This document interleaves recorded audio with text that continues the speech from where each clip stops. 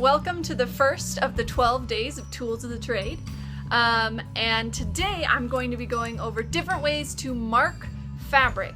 Now, fabric marking is really important if you're making something with a lot of darts or with a lot of stitching guides, or I'm sitting in the middle of a hoop skirt mess right now and excuse me, you can see that I've had to mark where all of my boning channels are going to go, and I'm working on making all of the straps for the cage crinoline, and I've marked where the boning channels are going to go. So I'm going to go over my 3 top ways to mark fabric. I was going to say favorite, but I'm not actually a fan of this guy anymore. So this is where I started with fabric marking, and it is chalk. This is a chalk roller, and I'm surrounded by fabric. You think I'd be able to find a scrap? Found a scrap. When you run it along the fabric, oops, there it goes, it leaves behind chalk line, with the idea being that you can then just brush it away. Here's what I've found with chalk markings though. You can't always just brush it away.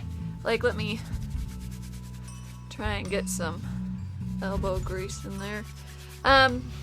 It's still there.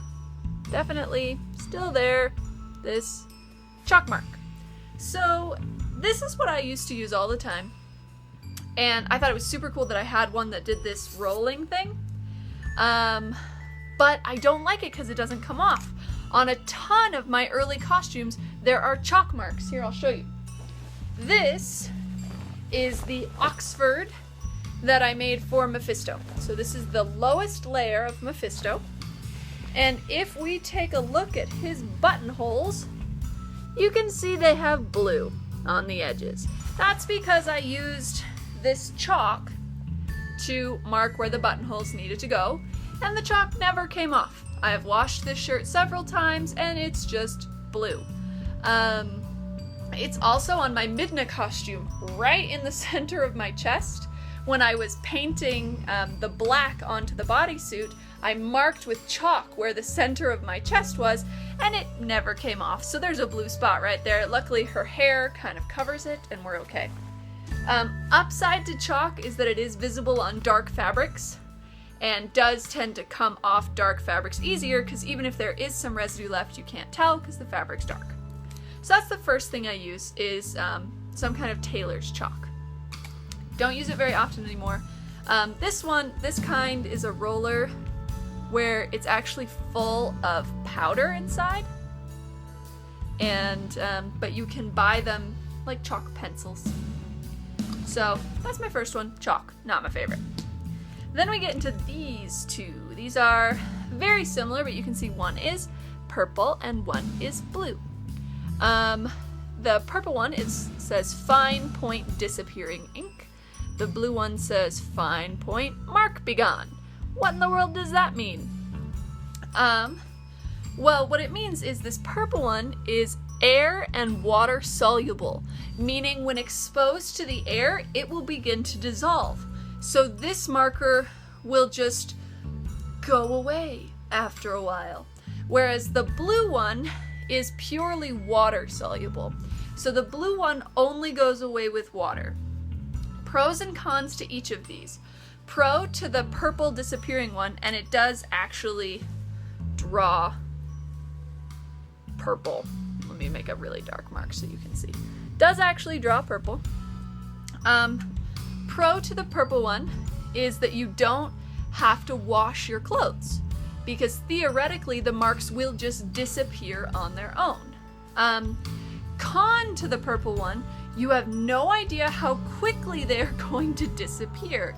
I've noticed that there are some fabrics where it seems to disappear within a matter of minutes, and there are some fabrics where it seems to disappear within a matter of weeks. I kid you not. I used this to mark the darts in the bust of Emmerin's dress, and they were actually still there when I went to the convention a couple weeks later, and luckily she has so many layers you couldn't tell that I had purple lines going down my boobs. So pros and cons to this: definitely test it on a scrap piece of fabric to see how long it takes to disappear. I was gonna say it's fading. I don't think it is, actually. The pro is that, however, hold please. Little cup of water. It is air and water soluble, so I can take a little bit of water, get it on there, and purple spot be gone. Now there's just a big wet spot. But I feel like if you're gonna have to get it wet anyway, use the water soluble one. This is the one I use the most because it's the most reliable. The marks aren't going to randomly disappear.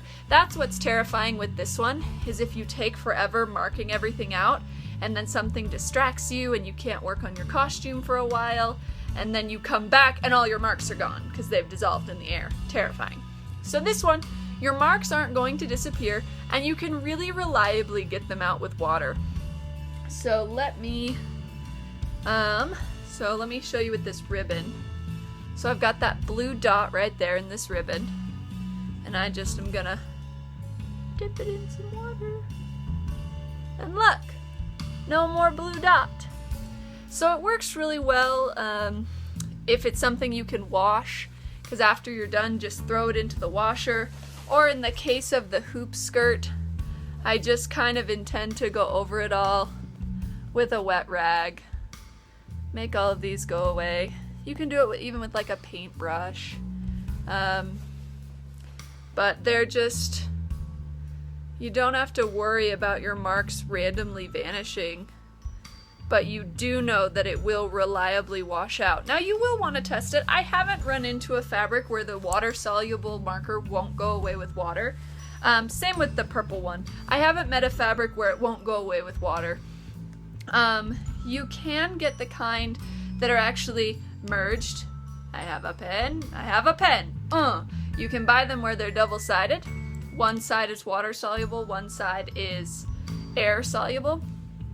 I found that they tend to dry out faster, and it's not that much more expensive to just get the two.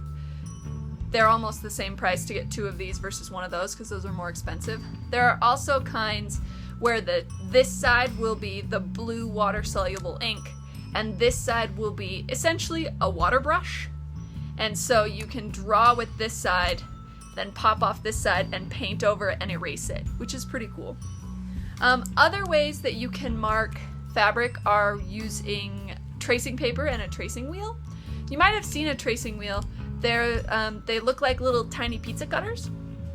And you can buy special tracing fabric that you can lay on top of your fabric, and then you sandwich the tracing paper in between your fabric and the pattern, and then you run the tracing wheel over the pattern, and it will put like dotted lines on top of your fabric, which is pretty cool. Be careful, some of those tracing papers, though, the marks from them can only be removed via dry cleaning. So you'll want to look and make sure how those tracing marks come out. I find that I'm just fine with these two. When I'm marking my patterns, I will poke holes along whatever lines I'm trying to trace, and then I will make dots with my marker in those holes, remove the pattern, and connect the dots to form my dart lines. I use this a lot with like Oxford shirts or pleated skirts, things that have a lot of folding going on where you need to match lines. So there you go. 3 ways to mark fabric. 2 that I like. This one's my favorite. This one I do not like because it's hard to get out of some fabrics. So happy crafting!